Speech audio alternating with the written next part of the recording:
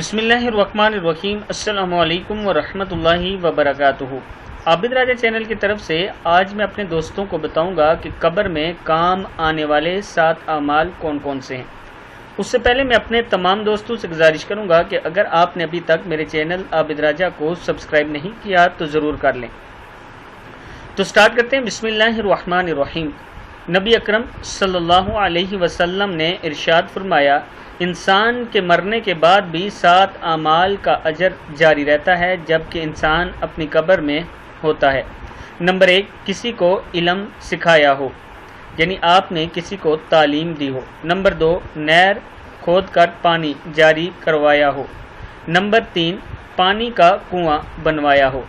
नहर खोदी जा रही हो, उसमें आप अपना हिस्सा भी डाल सकते हैं, उसका भी अजर मिलेगा। पानी का कुआं, उसमें भी आप अपना हिस्सा डाल सकते हैं। नंबर 4, दरख्त लगाया हो। नंबर 5, मस्जिद बनवाई हो।